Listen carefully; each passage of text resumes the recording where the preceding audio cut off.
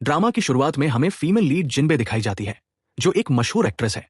इसके बाद male lead शियून को दिखाया जाता है, जो पेशे से एक डॉक्टर है। यहाँ पर दोनों के परिवार उन्हें कॉल करते रहते हैं, लेकिन ना तो जिनबे फोन उठाती है और ना ही शियून। असल में जिनबेई और शियून के परिवार पहले से एक दूसरे को जानते थे, इसी वजह से आज उनका सगाई का कार्यक्रम रखा गया था। लेकिन हैरानी की बात यह रही कि ना तो जिनबेई और ना ही शियून सगाई में पहुंचे। जिनबे अपने शो में व्यस्त थी, इसी वजह से वह सगाई की पार्टी में नहीं जा पाई। अगले सीन में दिखाया जाता है कि जिनबे अपनी को-एक्टर जावी के साथ गाड़ी चला रही होती है। दोनों शूट के बारे में बातें कर रहे होते हैं, लेकिन बातचीत में खोई हुई जिनबे गाड़ी बहुत तेज चला रही होती है। तेज रफ्तार के चलते उसका एक्सीडेंट हो जाता है। जिनबे कार के अंदर ही बेहोश हो जाती है। तुरंत उसे हॉस्पिटल ले जाया जाता है। वहां उसका ऑपरेशन किया जाता है। ऑपरेशन के बाद जब जिनबे आधी बेहोशी की हालत में होती है और हॉस्पिटल के बेड पर लेटी होती है, तभी उसकी नजर डॉक्टर शियून की आंखों पर पड़ती है।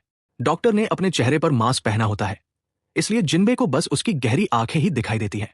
जब जिनबेई होश में आती है तो वो अपने मैनेजर वूडी से डॉक्टर शियून के बारे में बात करने लगती है। वो बहुत उत्साहित होकर कहती है, मैंने डॉक्टर की आंखें देखी, उसकी आंखों में चमक थी और वह पूरी तरह से उनकी ओर आकर्षित नजर आती है। अगले सीन में वूडी डॉक्टर शियून के पास जाता है और कहती है, मुझे जिनबे को प्राइवेट वार्ड में शिफ्ट करवाना है। लेकिन डॉक्टर शियून तुरंत मना कर देते हैं और कहते हैं, अभी कोई प्राइवेट वार्ड उपलब्ध नहीं है। लेकिन बाद में शियून का दोस्त और साथी डॉक्टर की मदद से वूडी किसी तरह एक प्राइवेट वार्ड का इंतजाम कर लेता है और अब जिनबे को प्राइवेट वार्ड में शिफ्ट कर दिया जाता है।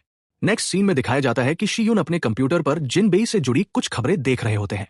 तभी डॉक्टर शियाओ मजाकिया अंदाज में कहता है, शियून तुम तो कभी एंटरटेनमेंट न्यूज नहीं देखते, फिर आज क्यों देख रहे हो? कहीं तुम्हें जिनबे पर क्रश तो नहीं हो गया? इस पर शियून बड़े ही शांत अंदाज में जवाब देते हैं, वो मेरी मंगेतर है। यह सुनकर डॉक्टर शियाओ हैरान रह जाता है। फिर आगे देखते हैं, जहां शियून जिनबेई का चेकअप करने उसके प्राइवेट वार्ड में जाते हैं। जिनबे अभी भी पूरी तरह होश में नहीं होती, अर्धचेतन अवस्था में रहती है। तभी वह अचानक शियून को पास खींचकर उनके मांस पर ही किस कर देती है। यह सब इतने अचानक होता है कि शियून पूरी तरह चौंक जाते हैं और कुछ पल के लिए वहीं ठिठक जाते हैं। फिर आगे देखते हैं कि सुबह जब जिनबेई नींद से जागती है, वो अपनी व्हीलचेयर पर रखा एक मास्क देखती है जिस पर लिपस्टिक का निशान होता है। जैसे ही उसकी नजर उस पर पड़ती है, उसे पिछली रात घटी सारी बातें याद आ जाती हैं। जिनबे वूडी से कहती है, कल रात मेरा पहला किस हुआ। लेकिन यह सुनकर वूडी गलतफहमी का शिकार हो जाता है। वह सोचती है कि जरूर डॉक्टर शियाओ ने ही शियून के जाने के बाद जिनबे को किस किया होगा, क्योंकि वो उसके बारे में लगातार बहुत से सवाल पूछ रहा था। जब वूडी बाहर जाती है तो उसे डॉक्टर जियो युआन मिल जाते हैं। वह तुरंत उन्हें पकड़कर डायरेक्टर के पास ले जाती है ताकि उनके खिलाफ शिकायत दर्ज कर सके। अगले सीन में डॉक्टर शियून जिनबेई को देखने आते हैं। जिनबेई उन्हें तुरंत पहचान लेती है और सोचती है कि वो उसके पीछे पड़े हैं, जबकि असल में शियून तो बस चेकअप करने उसकी खैरियत पूछने आए होते हैं। जब शियून जाने वाले होते हैं तो जिनबेई उन्हें रोककर पूछती है, कल रात यहां आप ही थे ना? इस पर शियून जवाब देते हैं, कल रात तुम नशे में थी, शायद इसी वजह से तुमने वो सब किया। दूसरी तरफ वूडी डायरेक्टर से डॉक्टर शियाओ की शिकायत करती है। इस पर डायरेक्टर कहते हैं, डॉक्टर शियाओ थोड़े शरारती और मजाकिया जरूर है, लेकिन इस मामले में उनका हाथ होना मुमकिन नहीं। फिर डायरेक्टर वूडी से कहते हैं, मैं सीसीटीवी फुटेज चेक करूंगा और तुम्हें बता दूंगा। वूडी के जाने के बाद डायरेक्टर डॉक्टर शियाओ पर शक करते हुए उसे मारने लगते हैं। अगले सीन में जब वूडी जिनबे के कमरे में जाती है तो जिनबेई उसे देखकर तकिया फेंक देती है, क्योंकि उसे लगता है कि वो डॉक्टर शियाओ है। फिर तुरंत माफी मांगते हुए वूडी से कहती है, तुम्हारे जाने के बाद वही शख्स कमरे में आया जिसके साथ मेरा पहला किस हुआ था। यह सुनते ही वूडी की गलतफहमी दूर हो जाती है कि वो डॉक्टर शियाओ नहीं था। अगले सीन में जिनबे को उसकी मां का फोन आता है और पूछती है, तुमने मुझे ये क्यों नहीं बताया कि तुम्हारा एक्सीडेंट हो गया था? जिनबेई कहती है, मैं बिल्कुल ठीक हूं। उसकी मां उसे डॉक्टर शियून के बारे में बताती है और आगे कहती है, जहां तुम भर्ती हो वहां वो बहुत अच्छे सर्जन हैं। इस पर जिनबेई हैरानी से पूछती है, ये कौन है? उसकी मां जवाब देती है, क्या तुम्हें शॉर्ट टर्म मेमोरी लॉस हो गया है? क्या तुम भूल गई हो? वो तुम्हारे मंगेतर है। यह सुनकर जिनबेई दंग रह जाती है। वो अपने अटेंडिंग डॉक्टर का नाम चेक करती है, जहां डॉक्टर शियून लिखा होता है। जिनबेई सोचती है, ओ तो यही वजह थी कि वो अपना चेहरा छुपा रहे थे और अपनी पहचान पूरी तरह छुपाने में कामयाब हो गए। फिर जिनबे डॉक्टर शियून से मिलने बाहर निकल रही होती है। तभी शियून खुद उसकी खैरियत जानने उसके कमरे की तरफ आ रहे होते हैं। जिनबेई अपना चेकअप ठीक से करवा रही होती है, लेकिन इसी दौरान वह सिर दर्द का बहाना करती है और शियून का मास्क उतारने ही वाली होती है कि शियून तुरंत पीछे हट जाते हैं। जब शियून वहां से चले जाते हैं तो जिनबेई उनका पीछा करती हुई उनके कमरे तक पहुंच जाती है। वहां वह देखती है कि शियून अपने कपड़े बदल रहा है। जिनबेई उसे कपड़े बदलते देख शर्मा जाती है। तभी बाहर से नर्स की आवाज आती है, जो शियून को पुकार रही होती है। यह सुनकर शियून जल्दी से अपनी शर्ट पहन लेते हैं और जिनबे को कमरे के अंदर छुपा देते हैं ताकि कोई उन्हें इस तरह साथ न देख ले। लेकिन इस पल में जिनबेई उसे घूरती रहती है क्योंकि वो बहुत हैंडसम लगता है। जब नर्स चली जाती है तो शियुन उसे बाहर भेज देते हैं और जिनबे सोचती है मैं बाद में उसे सबक सिखाऊंगी। अगले सीन में शियुन का बड़ा भाई उनसे मिलने आता है और कहता है तुम ये व्यवसाय संभालना नहीं चाहते थे, तुम डॉक्टर बनना चाहते थे, इसलिए मैंने तुम्हारा समर्थन किया। तुम जानते हो मेरी सेहत अच्छी नहीं है, किसी को तो हमारे परिवार के लिए कंपनी को आगे बढ़ाना होगा और ये जिम्मेदारी तुम्हारी है। शियुन उससे कहते हैं इसी वजह से मैं उस दिन सगाई में नहीं आया क्योंकि अस्पताल में एक महत्वपूर्ण सर्जरी थी। लेकिन शियुन का भाई कहता है जो भी हो दोनों परिवारों ने तुम्हारी शादी तय कर दी है और ये तुम्हारी मां की अंतिम इच्छा थी कि तुम जिनबे से शादी करो। मुझे पता चला कि उसका एक्सीडेंट हुआ है और वह तुम्हारे अस्पताल में है, इसलिए तुम्हें उससे मिलना चाहिए और उसे जानना चाहिए। अगले महीने घर में पूजा समारोह है, उसे घर लेकर आना। उसके बाद देखते हैं जिनबेई जल्दी से वुडी को अस्पताल बुलाती है। वुडी पूछती है क्या हुआ। जिनबेई कहती है मैं शियुन से बदला लेना चाहती हूं जो मेरा मंगेतर है। जिनबेई बताती है हमारी सगाई बचपन में हुई थी। वुडी कहती है तुमने मुझे पहले क्यों नहीं बताया। जिनबेई कहती है मैंने इसे कभी गंभीरता से नहीं लिया, लेकिन अब मैं बदला लेना चाहती हूं क्योंकि मेरी मां ने मुझे बताया था कि वह सगाई वाले दिन नहीं आया था, वह मुझे कैसे इंतजार करवा सकता है। मैं एक अभिनेत्री हूं। वुडी पूछती है अब तुम बदला कैसे लोगी। जिनबेई कहती है मैं उसे अपनी खूबसूरती से पागल कर दूंगी और फिर अचानक उसे छोड़ दूंगी। वुडी कहती है तुम एक अभिनेत्री हो, तुम्हारे पास इसके लिए समय नहीं है, इसलिए बस शादी से मना कर दो। लेकिन जिनबेई कहती है मुझे बदला लेना ही है। काफी मनाने के बाद वुडी मान जाती है और उसे शियुन के साथ निपटने के लिए 3 दिन देती है। वुडी की मदद से जिनबेई कई ड्रेसें ऑर्डर करती है और सोचती है शियुन को किस तरह की लड़कियां पसंद है। कभी वो मासूम लड़की की तरह बनकर जाती है, कभी गरिमापूर्ण अंदाज में, लेकिन इस पूरे समय शियुन उसे अनदेखा कर रहे होते हैं। फिर रात में वह एक हॉट ड्रेस पहनकर खाना और वाइन लेकर आती है। यह देखकर शियुन उसकी ओर खींचने लगते हैं। वो अपनी आंखें बंद कर लेती है सोचते हुए कि वो उसे किस करेगा, लेकिन शियुन लाइट का स्विच ऑन कर देते हैं। अगले दिन जिनबेई वुडी से मदद मांगती है और बताती है कि शियुन का दोस्त डॉक्टर शियाओ है, उसे जरूर पता होगा कि शियुन को किस तरह की लड़की पसंद है। काफी मनाने के बाद वुडी मान जाती है और डॉक्टर शियाओ से मिलने चली जाती है। वुडी डॉक्टर शियाओ को डिनर पर बुलाती है। डॉक्टर शियाओ सोचते हैं कि वुडी मुझसे माफी मांगना चाहती है। वुडी सच में उनसे माफी मांगती है और शियुन के बारे में पूछती है। डॉक्टर शियाओ कहते हैं मैं अपने दोस्त को धोखा नहीं दूंगा। वुडी कहती है ठीक है। फिर डॉक्टर शियाओ और वुडी थोड़ी ज्यादा शराब पी लेते हैं और एक होटल पहुंच जाते हैं। जब डॉक्टर शियाओ और वुडी होश में आते हैं तो पाते हैं कि वे दोनों एक ही बिस्तर पर है। तो डॉक्टर शियाओ सोचते हैं कल रात कुछ हुआ क्या, और फिर सोचते हैं अगर कुछ हुआ भी तो मैं वुडी से कह दूंगा कि मैं इसकी जिम्मेदारी लूंगा। इसी दौरान वुडी को उसके बॉस का फोन आता है क्योंकि जिनबेई और उसके कोएक्टर जावी के बारे में कुछ झूठी खबरें फैल रही हैं और वुडी इसे रोक नहीं पाती। इस वजह से वुडी को डांट पड़ती है जब वह जाने की तैयारी कर रही होती है। डॉक्टर शियाओ कुछ कह पाते उससे पहले वुडी कह देती है कल रात हमारे बीच कुछ नहीं हुआ और वहां से चली जाती है। आगे देखते हैं वुडी जिनबेई के पास जाती है और पूछती है तुमने मुझे क्यों नहीं बताया कि एक्सीडेंट के दिन कोएक्टर जावी भी कार में तुम्हारे साथ था। जिनबेई कहती है मैं बस उसकी मदद करने की कोशिश कर रही थी। फिर वुडी कहती है मैं इन अफवाहों को संभालने की कोशिश करूंगी। इसके बाद जिनबेई वुडी से पूछती है तुमने डॉक्टर शियाओ से मिली तो उसने क्या कहा। वुडी झूठ बोलती है और कहती है उसने मुझसे कहा कि तुम्हें शियुन को जलाने की कोशिश करनी चाहिए। अगले सीन में कोएक्टर जावी जिनबेई से मिलने आता है और उसके साथ एक और व्यक्ति होता है। वे आपस में बात कर रहे होते हैं और शियुन उनकी बातचीत सुन लेते हैं। इसके बाद वह जिनबेई को एक स्टोर रूम में बंद कर देते हैं और खुद भी उसके साथ वहीं रहते हैं। तभी वहां एक नर्स कुछ लेने आती है और उन्हें देखकर गलतफहमी हो जाती है। जब जिनबेई अपने कमरे में जाती है तो कोएक्टर जावी पहले ही वहां पहुंच चुका होता है। उसे देखकर जिनबेई कहती है तुम्हें यहां नहीं आना था, पहले से ही बहुत सारी अफवाहें फैल चुकी हैं। जावी कहता है अरे यह इतना बुरा नहीं है, कुछ लोग हमारे बारे में अच्छे कमेंट भी कर रहे हैं। तभी डॉक्टर शियुन वहां पहुंचते हैं और जिनबेई से कहते हैं तुम अब ठीक हो और अस्पताल छोड़ सकती हो। तो जिनबेई बीमार होने का नाटक करती है। डॉक्टर शियुन कहते हैं तुम अब पूरी तरह ठीक हो और तुम्हें चेकअप के लिए आते रहना चाहिए। फिर जिनबेई को याद आता है कि वुडी ने कहा था कि शियुन को जलाना है। उसे जलाने के लिए वो कोएक्टर जावी से कहती है मेरे हाथ में दर्द है तो तुम मुझे खाना खिलाओ। यह देखकर शियुन वास्तव में जलने लगते हैं और वहां से चले जाता है। शियुन के जाने के बाद जिनबेई खुद से खाना खाने लगती है और कोएक्टर जावी से कहती है तुम अब चले जाओ। अगले सीन में एक लड़की अस्पताल आती है और उसका व्यवहार देखकर शियुन उस पर शक कर लेते हैं और सिक्योरिटी को बुलाते हैं। लेकिन तभी वो लड़की जिनबेई को उसके कमरे से बाहर बुलाकर उस पर गंदा पानी फेंक देती है। शियुन तुरंत उसे पकड़ लेते हैं और सिक्योरिटी के हवाले कर देते हैं। फिर वह जिनबेई के पास आते हैं और कहते हैं तुम अब ठीक हो इसलिए तुम्हें अस्पताल छोड़ देना चाहिए। फिर कहते हैं तुम्हारी वजह से अस्पताल का माहौल खराब हो गया है। जिनबेई कहती है अगर मैं डिस्चार्ज नहीं होती तो आप क्या करेंगे। शियुन कहते हैं मैं सगाई तोड़ दूंगा।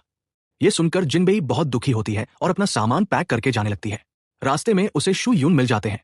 जिनबे शियून से कहती है, मुझ पर हमला हुआ और तुम मुझे बचाने की बजाय कह रहे हो कि जाओ, और तुम्हें पहले से पता था कि मैं तुम्हारी मंगेतर हूं, फिर भी तुम्हारा व्यवहार बहुत खराब था और तुम सगाई में भी नहीं आए। शू यून कहते हैं, ऐसा नहीं है, मुझे बस तुमसे बात करने का मौका नहीं मिला और जितना मुझे पता है तुम भी सगाई में नहीं आई थी। जिनबेई कहती है, मैं रास्ते में थी लेकिन मेरा एक्सीडेंट हो गया और अब मेरी मदद करने की बजाय तुम मुझे धमकी दे रहे हो कि अगर मैं नहीं गई तो तुम सगाई तोड़ दोगे। शू यून कहते हैं, ऐसा नहीं है, तुम्हारी वजह से दूसरे मरीज भी परेशान हो रहे हैं।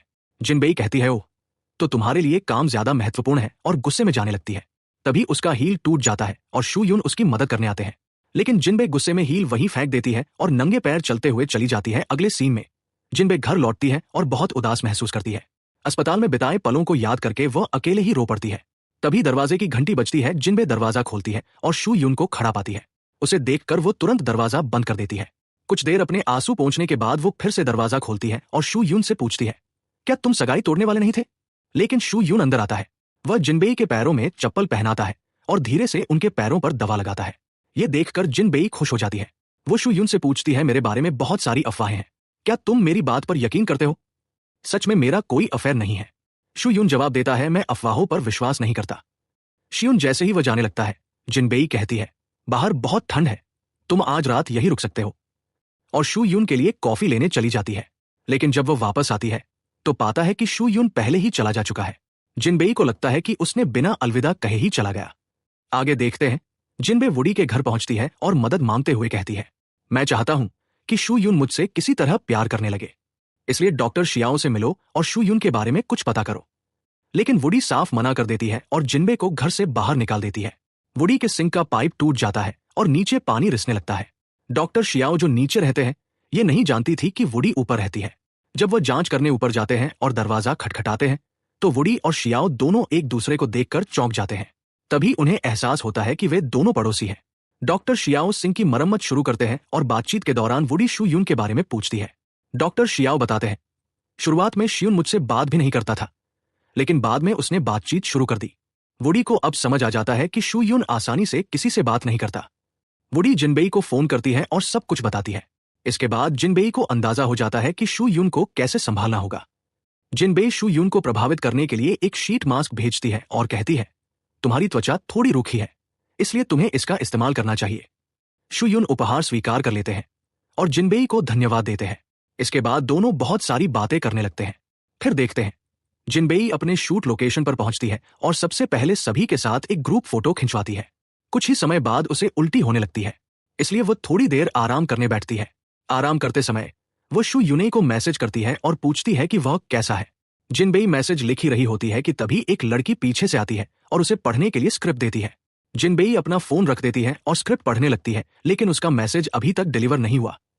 दूसरी तरफ शू यून बेचैनी से जिनबेई के संदेश का इंतजार कर रहा होता है, क्योंकि उसे भी जिनबेई पसंद आने लगी है। थोड़ी देर बाद जब जिनबेई देखती है कि उसका मैसेज नहीं पहुंचा, तो वह तुरंत नया संदेश भेजती है और शू यून से इंतजार कराने के लिए माफी मांगती है।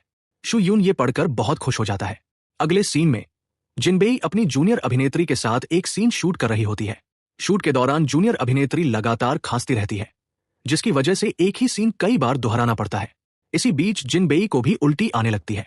जब वह कार में बैठती है, वुडी उससे कहती है, किसी ने हमारा वीडियो बनाकर वायरल कर दिया है, अब तुम्हें जूनियर अभिनेत्री को धमकाने के लिए ट्रोल किया जा रहा है। लेकिन जिनबेई इस पर ज्यादा ध्यान नहीं देती, क्योंकि उसे बहुत उल्टी आ रही थी। घर पहुंचकर जिनबेई लाइट बंद करके सोने चली जाती है। थोड़ी देर बाद जब शू यून को यह पता चलता है तो वह तुरंत जिनबेई को फोन करता है। बात करते करते जिनबेई अचानक बेहोश हो जाती है। कोई जवाब ना पाकर शू यून चिंतित होकर तुरंत उसके घर भागता है। घर पहुंचकर वो पाता है कि जिनबेई सोफे पर बेहोश पड़ी है और उसे तेज बुखार है। शू यून उसे उठाकर बिस्तर पर ले जाता है। जिनबेई अपना फोन छोड़ने को तैयार नहीं होती। जब शू यून उसे फोन लेने की कोशिश करता है तो वह कहती है, मेरा फोन मत लो, मैं अभी भी उससे बात कर रही हूं। फिर शू यून उसकी दवाई देकर जाने ही वाला होता है कि जिनबेई कहती है, मुझे भूख लगी है, मैंने पूरे दिन कुछ नहीं खाया। ये सुनकर शू यून रुक जाता है और उसके लिए कुछ लाने की सोचता है।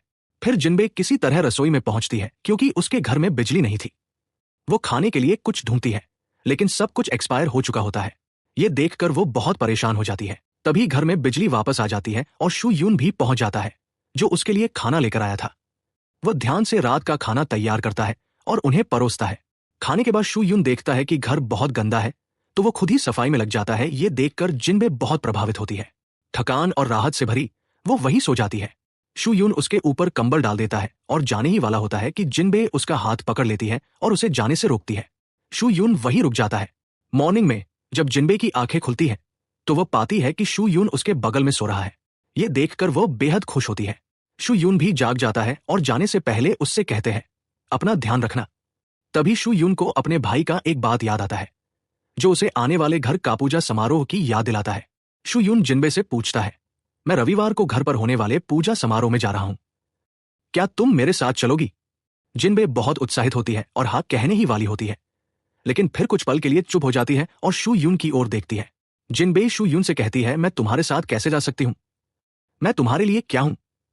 शू यून जवाब देता है, तुम मेरी मंगेतर हो और मेरे साथ आ सकती हो। यह सुनकर जिनबे बेहद खुश हो जाती है कि शू यून ने उसे अपनी मंगेतर मान लिया है। फिर वो धीरे से कहती है, मैं इस बारे में सोचूंगी और तुम्हें बताऊंगी। शू यून जवाब देता है, ठीक है, सोचो और मुझे शुक्रवार तक बता दो। फिर वह चला जाता है।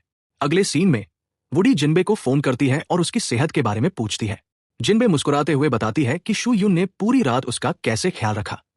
वुडी थोड़ी गंभीर होकर कहती है, अब जब तुमने अपना लक्ष्य हासिल कर लिया है तो तुम उसे कब छोड़ रही हो? जिनबे हंसते हुए जवाब देती है, मैं उसे तब छोड़ दूंगी जब वह मेरे प्यार में पूरी तरह डूब जाएगा। अगले सीन में देखते हैं शू यून अस्पताल में जिनबे के संदेश का इंतजार कर रहा है, लेकिन जिनबे ने अभी तक कोई मैसेज नहीं भेजा।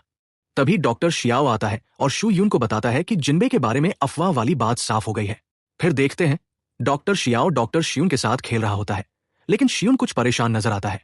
यह देखकर शियाओ उससे पूछता है कि क्या हुआ। शू यून बताता है, मैंने जिनबे को पूजा समारोह के लिए अपने घर बुलाया था, लेकिन उसने अभी तक जवाब नहीं दिया। शियाओ सुझाव देता है, ठीक है, मैं वुडी से पूछती हूं। वो मेरे घर की ऊपर वाली मंजिल पर रहती है।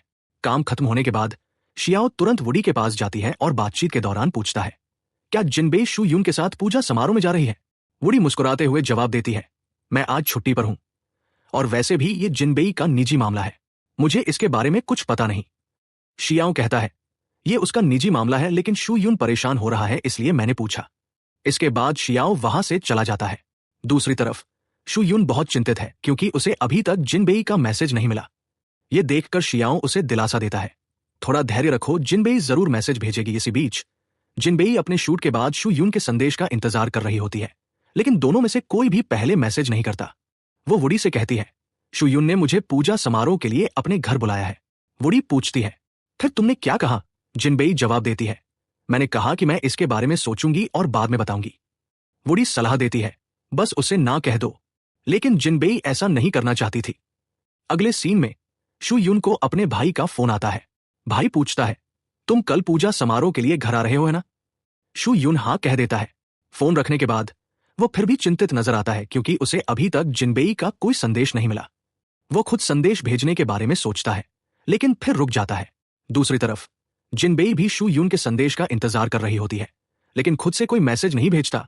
जिनबे खुद को नियंत्रित करने के लिए वह अपना फोन हाथ में पकड़े रहती है।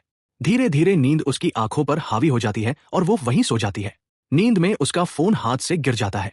सुबह तक जिनबे का संदेश शू यून को नहीं मिलता और वह अकेले ही जाने लगता है। इसी बीच जिनबे बुरे सपने से जागती है और पाती है कि समय बहुत निकल चुका है। घड़ी के अनुसार 12 बज चुके थे। वह जल्दी से अपना फोन चेक करती है और देखती है कि वह टूट चुका है, लेकिन स्क्रीन कुछ हद तक काम कर रही है। जिनबे तुरंत शू यून को मैसेज करने लगती है कि वह आ रही है, लेकिन जैसे ही मैसेज भेजा जाना होता, फोन अचानक बंद हो जाता है। जिनबे जल्दी से तैयार होकर शू यून के घर जाती है, लेकिन पहुंचने पर पाती है कि वो पहले ही निकल चुका है। जिनबे को गुस्सा आता है कि शू यून ने उसका इंतजार नहीं किया और 12 बजे चला गया। गुस्से में वो वुडी के साथ खरीदारी करने निकलती है और रास्ते भर शू यून की शिकायत करती रहती है। वुडी उसे समझाते हुए कहती है, मैंने तुम्हारा फोन ठीक कर दिया है, तो तुम उसे फोन करके क्यों नहीं पूछती कि वह कहाँ है? जिनबे कहती है, नहीं, मैं उसे फोन नहीं करूंगी। इसके बाद वे दोनों दोपहर के भोजन के लिए जाते हैं। वहां जिनबे गुस्से में खूब खाती है। धीरे धीरे उसका गुस्सा कम होता है और वह घर लौटती है। घर पहुंचकर वह देखती है कि शू यून ठीक उसके घर के बाहर खड़ा है। यह देखकर जिनबे बहुत खुश हो जाती है। दरअसल उसका संदेश शू यून तक पहुंच गया था, इसलिए वो उसका इंतजार कर रहा था। जिनबे जल्दी से अंदर जाती है, अपना सामान पैक करती है और शू यून के साथ निकल जाती है। फिर वो वुडी को मैसेज करती है और बताती है कि वो शू यून के घर जा रही है। वुडी जिनबेई से कहती है, अपना ख्याल रखना। जब जिनबेई कार में बैठती है तो वो शू यून से कहती है कि अपनी सीट बेल्ट लगा दो। शू यून सीट बेल्ट बांध देता है और वे दोनों घर के लिए निकल पड़ते हैं। रास्ते में जिनबेई गाड़ी में ही सो जाती है। शू यून ध्यान से उसे अपने कोट से ढक देता है। सुबह तक वे घर पहुंच जाते हैं। वहां वे दादी के लिए कुछ मिठाइयां पैक करवाते हैं। जब वे दुकान से बाहर निकल रहे होते हैं तो जिनबेई एक साइकिल सवार से टकराने ही वाली थी। शू यून तुरंत उसे बचा लेता है। उस क्षण जिनबेई बस शू यून को देखती रहती है और दिल में उसकी सराहना करती है। अब शू यून और जिनबेई घर पहुंचते हैं और शू यून के भाई से मिलते हैं। वह उन्हें देखकर बहुत खुश होता है और कहता है, चलो दादी से मिलने चलते हैं। इसलिए वे दोनों दादी से मिलने जाते हैं। वहां शू यून की छोटी बहन यिंग भी मौजूद होती है। दादी जिनबेई को देखकर बहुत खुश होती है। जिनबेई दादी को वह मिठाई देती है जो वह उनके लिए लाई थी। इस दौरान यिंग अपने भाई के हाथ में मिठाई का पैकेट देखती है और मुस्कुराते हुए पूछती है, क्या ये मेरे लिए है? शू यून कहता है, नहीं, ये पैकेट तुम्हारे लिए नहीं, ये जिनबेई के लिए है। यिंग ये सुनकर वह एक बच्चे की तरह गुस्सा हो जाती है और शू यून के प्रति उसका व्यवहार थोड़ा कठोर हो जाता है। फिर जिनबेई मुस्कुराते हुए कहती है, आपकी बहन बहुत प्यारी है। नेक्स्ट सीन में एक नौकर आता है और उन्हें बताता है, आपके कमरे साफ हो गए हैं। जिनबेई सोचने लगती है, क्या हम दोनों एक ही कमरे में रहेंगे? नौकर हंसते हुए जवाब देता है, नहीं, आपके कमरे विपरीत दिशाओं में हैं। फिर वे दोनों अपने अपने कमरों में चले जाते हैं। जिनबेई सोचती है, मैं ये मिठाई शू यून की बहन को दूंगी। लेकिन कुछ पल बाद वह सोचती है, नहीं, शू यून ने ये मेरे लिए खरीदा है, इसलिए मैं उसे नहीं दे सकती। जैसे ही जिनबेई मिठाई चखती है, वो बहुत स्वादिष्ट लगती है। उसी समय शू यून भी उसके कमरे में आ जाता है। शू यून को देखते ही जिनबेई उसे पास खींचती है और मिठाई उसके मुंह में ठूंस देती है। बाहर यिंग दोनों को देख रही होती है और सोचती है, वो मेरी मिठाई खा रही है, और वह और भी ज्यादा गुस्सा हो जाती है। शू यून जिनबेई से कहता है, मैं कुछ काम से बाहर जा रहा हूं और शाम तक वापस आ जाऊंगा। तुम कोई परेशानी मत करना। जिनबेई जवाब देती है, क्या मैं कोई परेशानी खड़ी करने वाली हूं? फिर तुम मुझे यहां क्यों लाए हो? अब देखते हैं। दादी इनको समझाती है, जिनबे तुम्हारी होने वाली भाभी है, इसलिए तुम्हें उसके साथ अच्छा व्यवहार करना चाहिए। यिंग चिढ़ते हुए कहती है, दादी, आपने देखा नहीं कि भाई जिनबेई की वजह से मेरे साथ अच्छा व्यवहार नहीं कर रहा है। दादी समझाती है, जिनबे उसकी होने वाली पत्नी है और तुम उसकी बहन हो, तो फिर तुम्हारी तुलना कैसे हो सकती है? उसी समय एक नौकर आया और बोला कि रसोई में काम करते हुए नौकरानी की उंगली कट गई है, इसलिए आज वो खाना नहीं बना पाएगी। दादी सुझाव देती है, बाहर से मंगवा लेते हैं। लेकिन यिंगेंग कहती है, दादी, भाई के हाथ का बना खाना खाए हुए बहुत समय हो गया है, तो चलो उसे ही खाना बनाने को कहते हैं। दादी मान जाती है। यिंग को पहले से ही पता था कि शियुन घर पर नहीं है, इसलिए वो सीधे जिनबेई के पास जाती है और बहुत प्यार से उससे बात करती है। पहले तो वो अपने रूखे व्यवहार के लिए माफी मांगती है और कहती है, हमारी नौकरानी रसोई में काम करते हुए घायल हो गई है, क्या तुम खाना बनाने में मेरी मदद कर सकती हो? जिनबेई मान जाती है और रसोई की ओर बढ़ती है। यिंगेंग जानबूझकर उसे वहां अकेला छोड़कर चली जाती है। जिनबे बड़ी मुश्किल से ढेर सारा खाना पका पाती है। इसके बाद वह नहाने चली जाती है। जब वह नहाकर वापस आती है, मेज पर मांस देखकर यिंगेंग पूछती है, तुमने मांस क्यों पकाया? दादी पूजा से पहले मांस नहीं खाती। जिनबेई शर्मिंदगी से कहती है, माफ करना, मुझे खाना पकाने के बारे में पता नहीं था, ना ही मुझे ये नियम पता था। शू यून का भाई भी आता है और कहता है, कोई बात नहीं। जिनबेई कहती, मुझे नहीं पता था। जिनबेई माफी मांगती है और अंदर ही अंदर बहुत परेशान महसूस करती है। लेकिन यिंग लगातार कहती रहती है, वो किसी से पूछ सकती थी। अब हम क्या करेंगे? हमें इस मांस का उपयोग पूजा के लिए करना था। तब जियून कहता है, मैं ये सब संभाल लूंगा, हमारे पास अभी भी एक रात का समय है।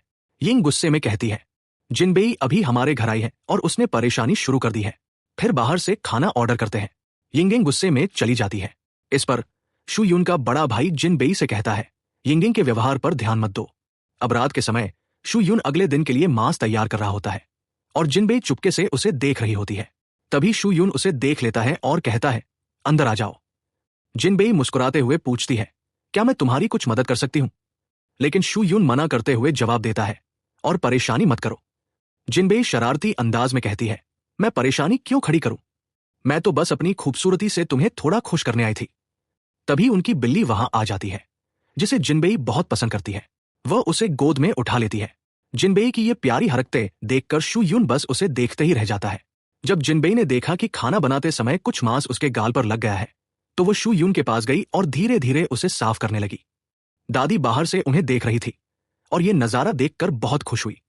अगली सुबह पूजा के दिन शू यून जिनबेई के कमरे के बाहर खड़ा होता है और उसे पुकारने लगता है, लेकिन जिनबेई अभी भी सो रही होती है। जैसे ही कॉल आता है, जिनबेई जाग जाती है, जल्दी से तैयार होती है और दरवाजा खोलती है। शू यून उसका हाथ पकड़कर उसे बाहर ले जाता है। इस बीच यिंगिंग बाहर छिपी हुई थी। उसने जानबूझकर जिनबेई पर कॉफी गिरा दी और ये दिखावा किया कि ये एक दुर्घटना थी। शू यून तुरंत उसे कपड़े बदलने के लिए ले जाता है। बाहर सभी लोग पूजा समारोह के लिए जिनबेई और शू यून का इंतजार कर रहे होते हैं। तभी जिनबेई और शू यून पहुंचते हैं और देर से आने के लिए माफी मांगते हैं। सभी लोग जिनबेई की तारीफ करते हैं और फिर सब पूजा के लिए चले जाते हैं। पूजा समाप्त होने के बाद जिनबेई घर लौटती है। वहां यिंग उसे जावी की तस्वीरें दिखाते हुए कहती है, तुम जावी के इतने करीब क्यों थी? पहले तुम जावी के साथ थी और अब मेरे भाई के साथ हो। इस पर जिनबेई कहती है, ये सब मीडिया की गलतफहमी है, मेरे और जावी के बीच कुछ भी नहीं है। लेकिन यिंग को उसकी बात पर यकीन नहीं होता। तभी शू यून वहां आते हैं। यिंगिंग उन्हें भी जिनबेई और जू जिया की तस्वीरें दिखाती है, लेकिन शू यून जिनबेई का पक्ष लेते हैं और ऊंची आवाज में यिंगिंग से बात करते हैं। यह सुनकर यिंगिंग बहुत गुस्सा हो जाती है और रोते हुए वहां से चली जाती है। जिनबेई और शू यून यिंगिंग को समझाने के लिए उसके पीछे जाते हैं। वूडी जिनबेई को फोन करके कहती है, अब जब पूजा समारोह खत्म हो गया है तो वापस आ जाओ, क्योंकि रियलिटी शो की शूटिंग शुरू होने वाली है। लेकिन जिनबेई कहती है, मैं उस शो में नहीं जाना चाहती, क्योंकि वहां जावी भी होगा और सब फिर से बातें बनाने लगेंगे, इसलिए मेरी जगह किसी और को रख लो। यह सुनकर वूडी जिनबेई पर गुस्सा हो जाता है। जिनबेई सोचती है जावी भी उस शो में होगी और ये एक लव रियलिटी शो है, अगर मैं ऐसा करूं तो शियून को जलन होगी। फिर जिनबेई सोचती है, मैं शियून से कैसे बात करूंगा? फिर वो खुद को आईने में देखती है और कहती है, मैं जिनबे हूं, एक बहुत ही खूबसूरत महिला। अगर मैं किसी से कुछ कहूं और वह मेरी बात ना सुने तो यह कैसे संभव है? इसलिए वह अपने कपड़े बदलती है और शियून के पास जाती है। वो बहाना बनाती है, मेरा हेयर ड्रायर खराब हो गया है, इसलिए मैं तुम्हारा हेयर ड्रायर इस्तेमाल करना चाहती हूं। यह कहकर वह उसके कमरे में जाती है और प्यार से उसके पास आकर उससे ड्रायर ले लेती है। शियून का भाई उन्हें ऐसे देख लेता है और उन्हें परेशान नहीं करना चाहता, इसलिए वह कहता है, मैं बाद में आऊंगा। लेकिन शियून सोचता है, मेरा भाई ने गलतफहमी जताई होगी। फिर जिनबे ने शियून को आकर्षित करने की पूरी कोशिश की, लेकिन वह उसकी तरफ देख भी नहीं रहा था। इसके बजाय वो बस बिल्ली के साथ खेल रहा था। जिनबेई अब शियून के पास आकर बैठ जाती है और उससे कहती है, मुझे वुडी का फोन आया था, जिसने मुझे आज रात घर आने के लिए कहा है। मैं एक लव रियलिटी शो में जा रहा हूं, जहां जावी भी होगा। वैसे मैंने अभी तक शो के लिए हां नहीं कहा है, तो क्या मैं ये शो कर सकता हूं? क्या तुम्हें इससे कोई आपत्ति है? इस पर शू यून सहमत हो जाता है। जिनबे को लगता है कि वह इतनी आसानी से मान गया, जबकि वह इसके लिए कितनी मेहनत से यहां आया था। अगले सीन में शियून जिनबे को घर छोड़ देता है और उसे अच्छी नींद लेने के लिए कहता है। जिनबे चली जाती है और शियून अपनी जेब से एक डिब्बा निकालता है, जिसमें झुमके हैं जो उसके भाई ने उसे दिए थे और कहा था, इन्हें जिनबेई को दे दो और शादी करके घर बसा लो। तभी जिनबे दरवाजा खोलता है और पाता है कि शू यून अभी भी वहीं खड़ा है। शू यून जल्दी से झुमके छिपा लेता है और चला जाता है। अगले दिन शू यून अस्पताल में बैठा सोच रहा है, मैं जिनबेई को झुमके कैसे दूंगा। दूसरी तरफ जिनबे वुडी को फोन करती है और उसे सब कुछ बताती है कि शू यून के परिवार में उसकी बहन को छोड़कर बाकी सभी उसे पसंद करते हैं। यह सुनकर वुडी गुस्सा हो जाती है और कहती है, तुम एक अभिनेत्री हो, अपने काम पर ध्यान दो। तभी जिनबे को दरवाजे की घंटी सुनाई देती है। जब वह दरवाजा खोलती है तो शियून वहां खड़ा होता है। दरअसल दादी ने शियून को उनके शहर से कुछ चीजें दी थी और उसे जिनबे को देने के लिए कहा था। जिनबे खुश होकर कहती है, मेरी तरफ से उनका शुक्रिया। फिर जिनबेई उसे कॉफी के लिए बुलाती है, लेकिन शियून बहाना बनाकर जाने लगता है, तो जिनबेई गुस्से से दरवाजा बंद कर देती है। तभी शियून फिर से घंटी बजाता है। जिनबे दरवाजा खोलती है। शियून कहता है, मुझे थोड़ी प्यास लगी है, इसलिए जिनबेई उसे घर के अंदर ले जाती है और डॉक्टर शियाओ और वुडी के बारे में बातचीत करते हैं। अगले सीन में शियून डॉक्टर शियाओ के साथ बैडमिंटन खेलते हैं और उससे वुडी के बारे में पूछते हैं। डॉक्टर शियाओ उसे सब कुछ बता देता है, उसने मुझे गलत समझा, जबकि ये मेरी गलती नहीं थी। हाँ, मैं मानता हूं कि मैं लड़कियों से थोड़ा ज्यादा बात करता था, लेकिन मेरे और वुडी के बीच कुछ भी नहीं है। फिर शियून पूछता है, क्या तुम सच में उसके बारे में गंभीर हो? डॉक्टर शियाओ जवाब देता है, हाँ। तो शू यून कहता है, तो तुम्हें जाकर उसे ये सब बता देना चाहिए। आगे देखते हैं जिनबे रियलिटी शो में होती है। तभी उसे शू यून का फोन आता है। वो बहाना बनाता है और कहता है, दादी ने तुम्हें अपना ख्याल रखने के लिए कहा था। जिनबे पूछती है, तो तुमने क्या कहा? शू यून जवाब देता है, मैं भी यही कहूंगा, अपना ख्याल रखना। जिनबे कहती है, चिंता मत करो, मैं अपना ध्यान रखूंगी। फिर खेल शुरू होता है, जिसमें जवाब ना दे पाने की वजह से जिनबे को ऊंचाई से गिरा दिया जाता है। वह ठीक रहती है, लेकिन सबके सामने ऐसा दिखावा करती है कि उसके घुटने में मोच आ गई है, इसलिए वुडी उसे अस्पताल ले जाती है। वहां वुडी उससे कहती है, मेरे सामने ये नाटक बंद करो। वैसे तुमने जो किया वो अच्छा नहीं था।